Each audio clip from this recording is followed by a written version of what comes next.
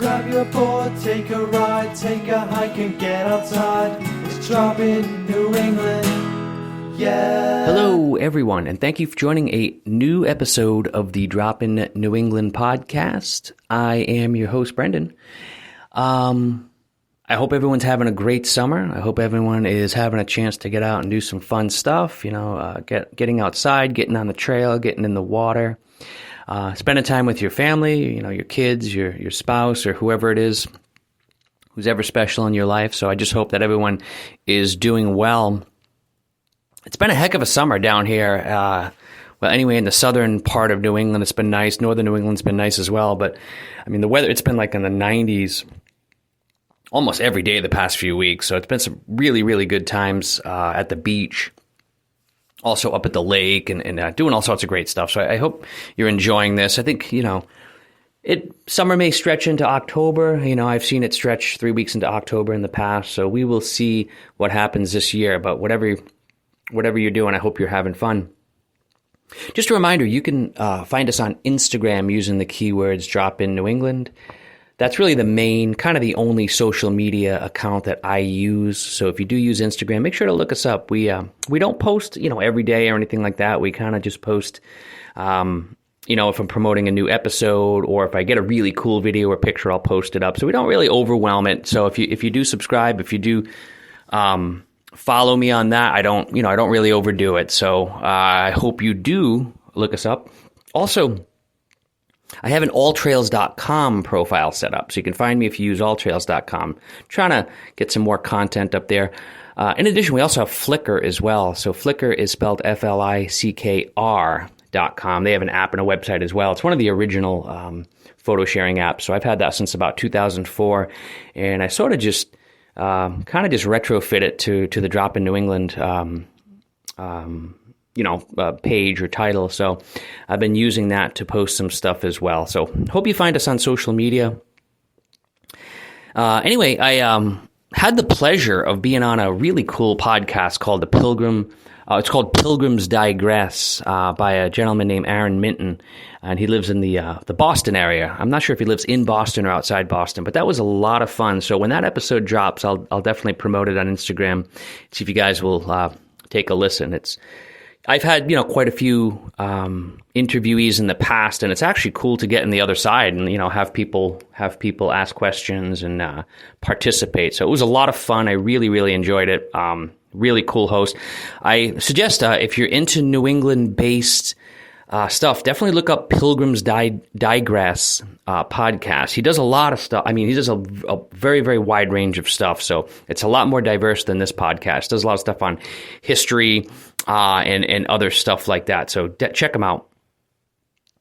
Anyway, today I am going to talk about I guess it's my favorite town in Vermont. It's a town that I do absolutely love. It's a place that just brings a smile to my face when I think about it.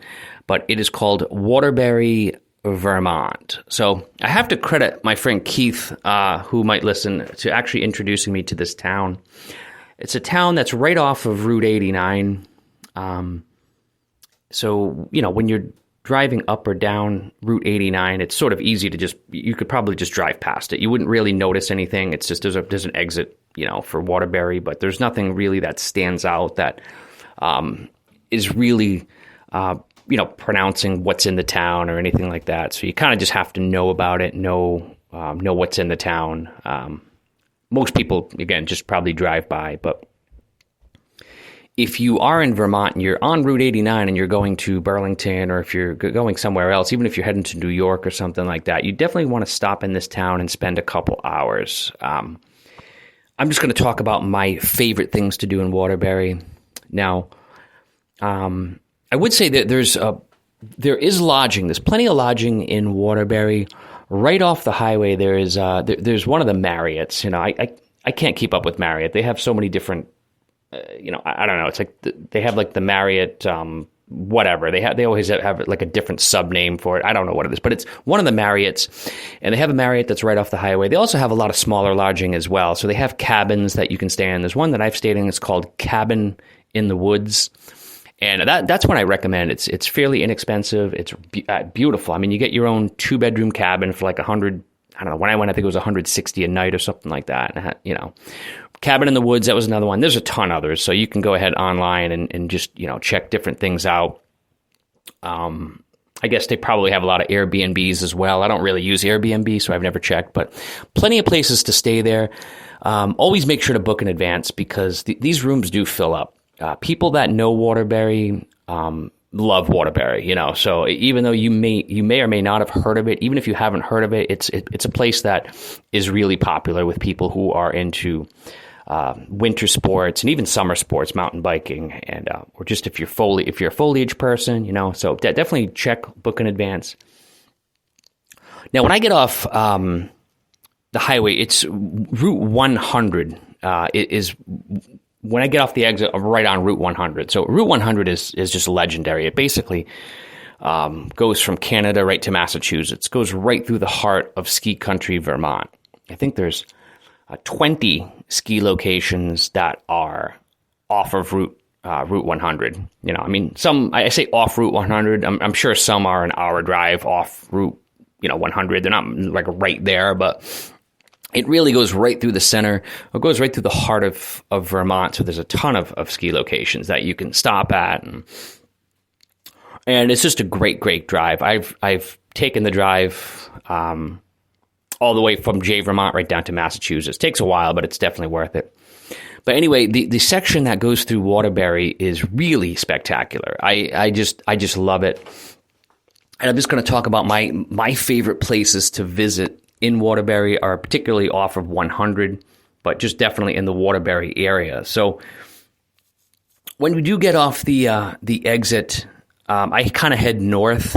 If you head north on Route 100, it will bring you into Stowe, Vermont. Now, you go here any time of year, and all these great places that I'm going to talk about are open. And I make sure I stop at every single one of them when I am up there. Now, one of my favorite places is called the Cold Hollow Cider Mill. So it's a Cold Hollow Cider Mill.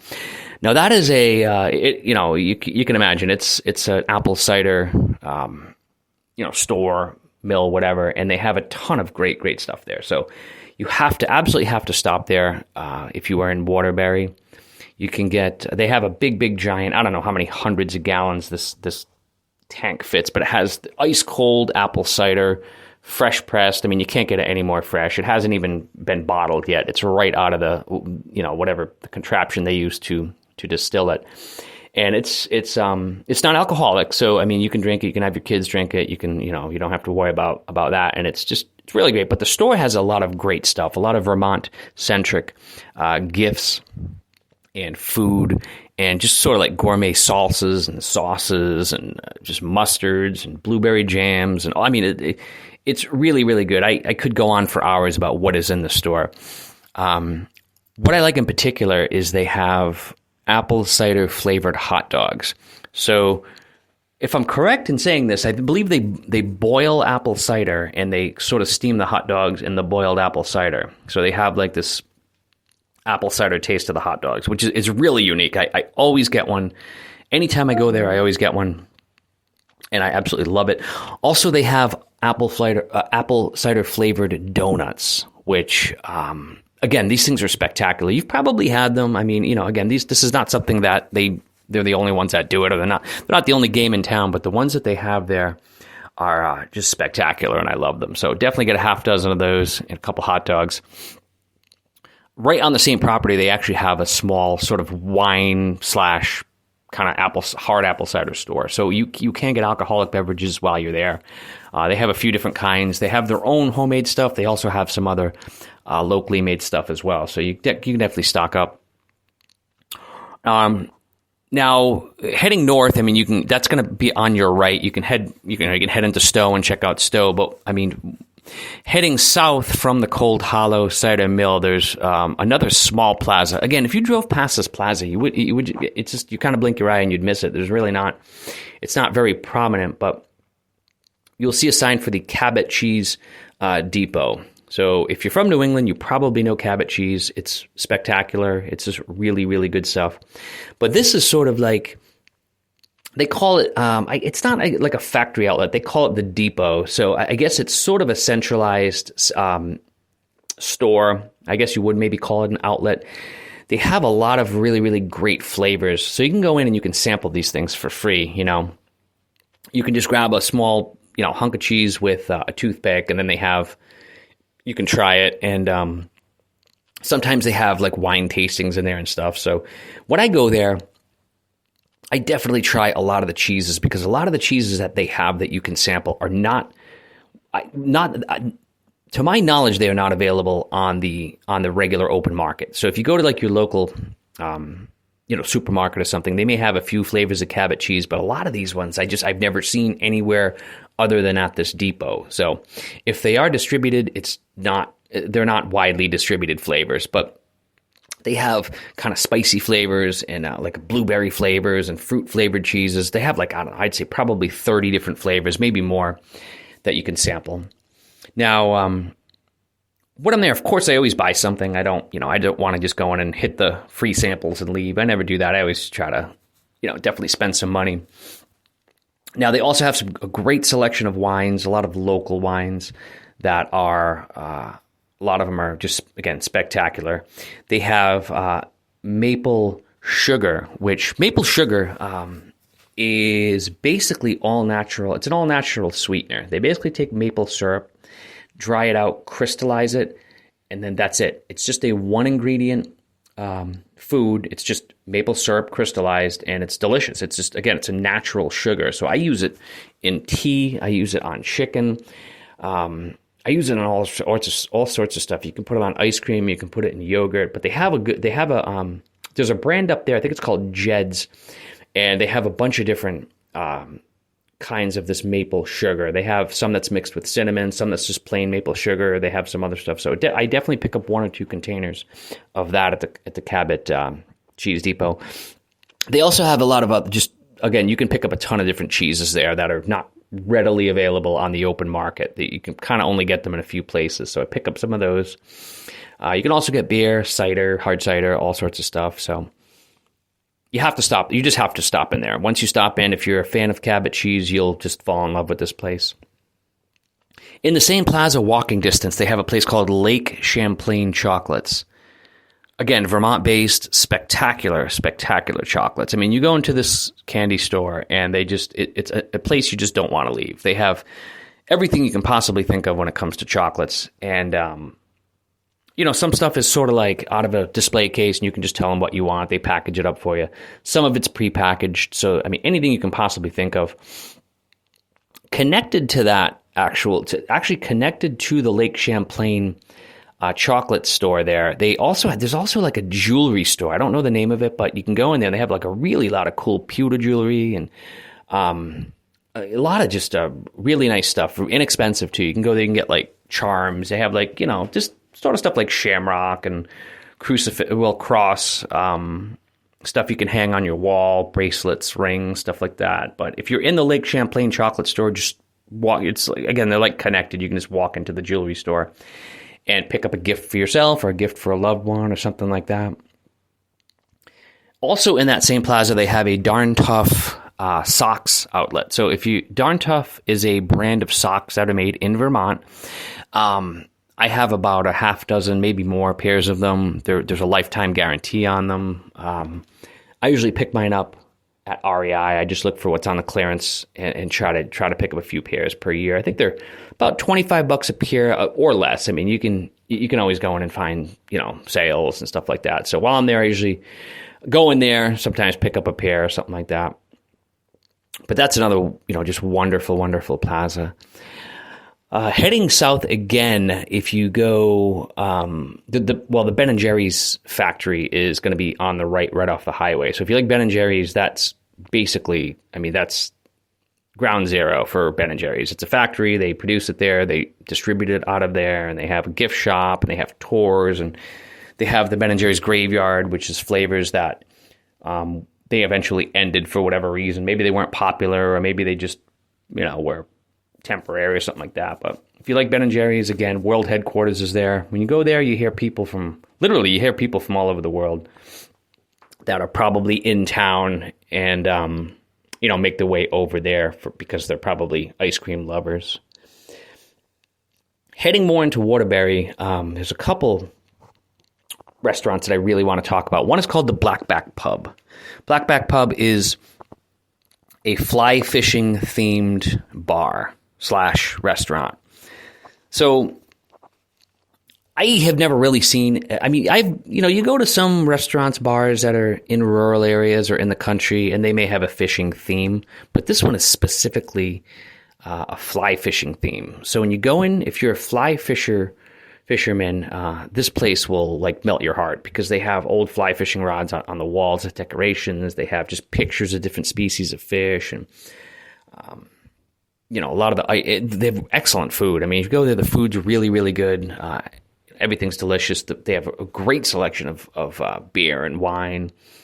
I actually had a honey mead on tap once, so I was unfamiliar kind of with honey mead. I just always thought it was just like a wine that you would get, like a cordial wine, and you have like a small glass of it. But they had it there. It was more of a beer. It was like I don't even know what it was. It was a honey mead that was on tap. It was cold. You drank it just like a beer.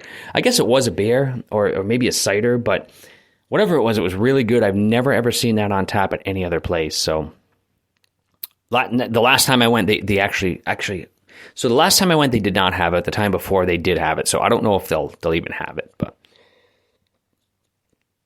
right across the street is the legendary Prohibition Pig. Prohibition Pig is just a great thing. It's a brewery that has just excellent food. It's kind of a smokehouse. They have a ton of smoked items on the menu, ton of great beers. In fact, I think the best beer I ever tried in my life was at Prohibition Pig. It was called Fluffy Little Clouds. Now, I'll be honest, I didn't even really pay attention to what it was. My buddy and I ordered a couple of them. We were up there, and I've never seen it since. They only had it at one time. I've gone back a couple times, didn't have it. I've looked at the menu. If they do happen to have it, you got to try that. The smoked chicken wings are spectacular. They have a ton of pork products, but I could go on. Just Prohibition Pig. Remember, a great place. You can take growlers or squealers to go. So if you find a beer you like, you can get a squealer or a growler to take home with you. Waterbury is also, it's near Stowe. I think it's like a half hour from Stowe. Also, it's really close to Bolton Valley, which is, I recommend Bolton Valley over Stowe. It's less expensive. In my opinion, the terrain is as good, if not better. Less people. It's just not as touristy. It's just a more sort of off the beaten path type of place. But also I think you're about a half hour from Sugarbush as well. So, Sugarbush, again, epic place. I've had so many incredible powder days at Sugarbush. They get a lot of snow. So, but anyway, that is just sort of my own greatest hits of Waterbury. Again, I kind of just wanted to go and give you my opinion of these places and what I recommend, rather than go through and talk about all the stuff that's like on their Wikipedia page. Just wanted to give a personal review of my favorite town in Vermont. Or one of my favorite towns in Vermont. It probably is. But anyway, definitely want to thank you all for joining once again. Take care, and we will talk to you next time.